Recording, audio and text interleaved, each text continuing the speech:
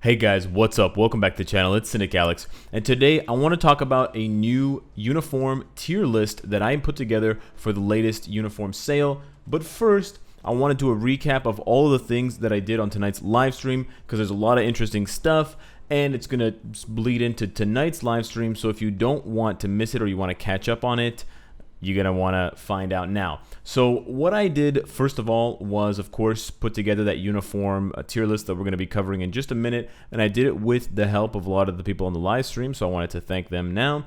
Secondly, we went ahead and built up Hawkeye. Basically, what that means is we went from a rank 40,000 Hawkeye to, as you can see there, top 150 in the game for this awful character. Now, why I did that, it's a secret. You can probably figure it out yourselves if you're smart enough, but I went ahead and I built his Uru, I built his his Uru, his ISO weight set, I rolled Power of Angry Hulk, I equipped him with a very powerful obelisk, in fact, a CTP, and I got his garbage uniform, his classic uniform, his Barbie outfit to heroic. So that's going to come into play a little bit later on the live stream and possibly in later YouTube videos. So if you want to get the scoop on that, if you want to get the heads up, you got to be on twitch.tv/Cynicalex. As far as Arachnite goes, I'm not actually ranking him up just yet. However, we are going to be finishing the third act of the Heroic Quest tonight on the stream. So I will be opening all, I believe it's 30 chests or however many chests you get throughout the whole quest. I've saved them all up. We're going to be cracking them all open. So if you're curious what the chests hold, if you want to see perhaps how my luck kind of counts against yours, you can check that out. And it should be a very fun time. Now let's get into the important stuff and the informational stuff. We have a uniform sale on right now, and now more than ever, we have close to 150 uniforms in the game, I believe. It is so difficult to choose which uniforms you should purchase and which ones are going to give you more bang for your buck. And even when I was building an initial uniform tier list, it's very difficult to differentiate between uniforms because there are so many different factors involved. How good is the uniform for the character? How good does the character become with the uniform? How good is the character without the uniform? With the uniform, is the character still even meta or not? So this uniform tier list that you're going to be seeing now does require a little bit more information and definitely is best paired with a meta snapshot, that PvE and PvP list that I put up about once a month where I list the top 30 characters in both PvE and PvP. That would definitely be a good companion for this list. However, this list can also be kind of a standalone list if you just want to take advantage of it and kind of discuss it yourselves. But I don't want people to use it as kind of a Bible and a catch-all for everything in the game because it's primarily ranking and kind of trying to guide you into purchasing the best uniforms. Now, you will recognize the format. This is on the same spreadsheet that the CTP guide is on, so if you have a link for that already, you can follow the same link. It's also down below in the description of the video. Also, I'm just going to remind you guys right now, you can save this to your Google Drive so that you'll have a copy yourself. You may or may not get the updates that I make to it, but you will have at least this copy, which is fairly updated, I should say so myself, for now. Now, in order to do that, you need to go up to File here in the upper left-hand corner. You need to click that, and just to save it as a Google Doc, you just need to make a copy. And when you click Make a Copy, it'll ask you where you want to put it, what folder, and it'll ask you what you want to name it. And that's the really simple step. If you want to save it to your computer, you can download it as an Excel. However, it won't retain any of the images. So these images here won't go along, and everyone will just be dark like Angel. So just keep that in mind. Now, onto the actual tier list. It definitely something that is subjective in a way. It is my opinion, of course, but I first had to rank all of the characters based on their base tier without a uniform.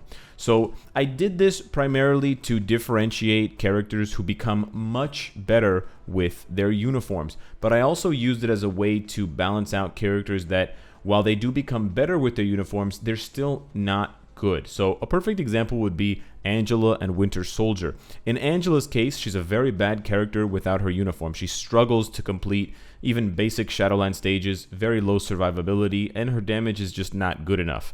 With her uniform, while it does make Angela a lot better, it still doesn't bring her anywhere closer to the meta. So it's a D to C upgrade, but it still doesn't make her meta, which would be kind of A rank and up. Almost none of the B ranked characters are actually considered meta or in the top 30 snapshot. Maybe a couple of them sneak in now and then at the bottom, but only A and S class characters are going to be considered, or do I consider to be kind of meta characters, or very close to the meta. So for example, in Winter Soldier's case, he starts out at the same rank as Angela. He starts out as a D tier character because without his uniform, his base kit is just horrendous. However, Netmarble, of course, we know they know how to make good uniforms. Hawkeye and Loki, sorry, notwithstanding, he becomes S tier with his uniform. He becomes amazing. He's amazing with his uniform, and it makes him a meta character. So it kind of encapsulates all of those things. It makes the character, it improves on the base kit,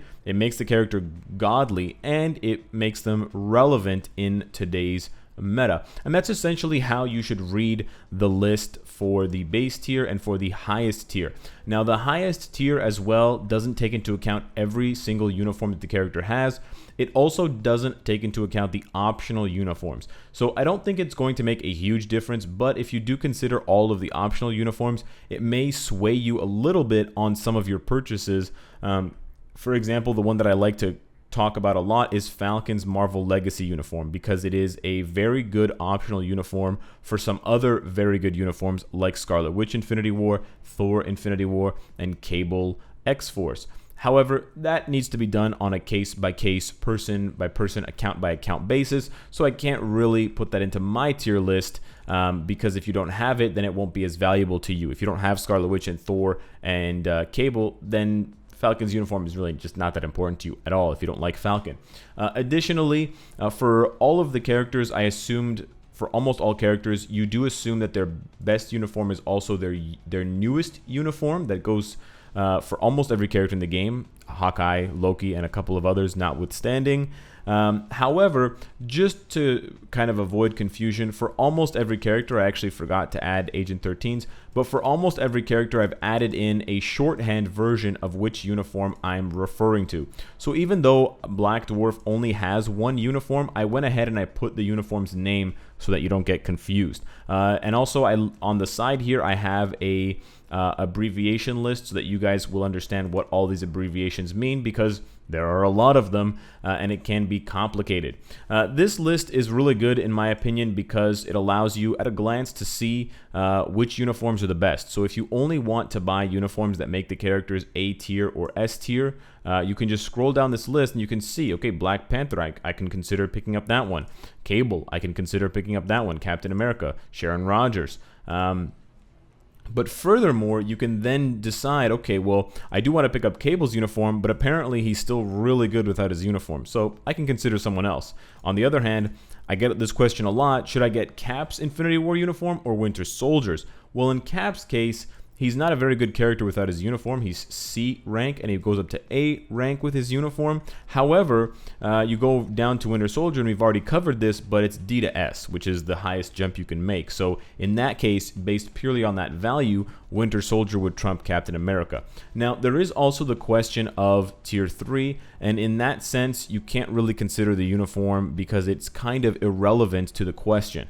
And now, this is kind of different from the way that I approach the meta snapshot, the top 30 snapshot, which is why I mentioned that this list should be used in conjunction with another type of list like my meta snapshot, or someone else's if you don't like mine, because the actual stats of the character outside of their uniform are really not relevant to the question of how good is the uniform and should I purchase the uniform. Of course, if you have Tier 3 Captain America, you should get his best uniform. I don't think that really needs to be said, and I think that's kind of too obvious. But in this case, we're just assuming that the characters are all even level 60 Tier 2, because it's unfair to give certain characters, i.e. all of the Tier 3 characters, the advantage in this case, because we're just talking about their uniforms. We're not talking about the character's absolute highest potential. Of course, for any character, if you want their highest potential, you should get their newest uniform and you should get it to Mythic. But that kind of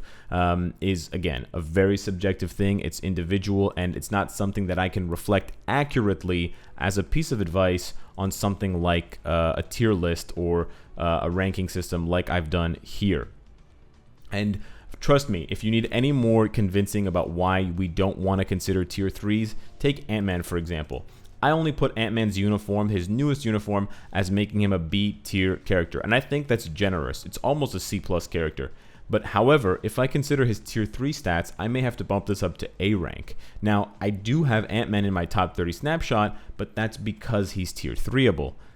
If I do this, it kind of overemphasizes and it exaggerates the value of Ant-Man's uniform, especially if you have no intention of ever tier 3ing him like most of you do, or actually most of you don't. Additionally, what I really like about this list is that it obviously has room for additional uniforms. So for characters like Spider-Man or Captain America who have multiple viable uniforms, like Captain America's Marvel Now or Spider-Man's Homecoming uniform, it allows us to notice and kind of put up multiple different options for people who want to kind of invest but don't want to get multiples of different uniforms. Additionally, this Marvel Now uniform. Additionally, for things that are very specific like ABX, we can also make notice of, for example, Captain America, the flexibility of this uniform transforming him into a female combat character who can now double dip on multiple days.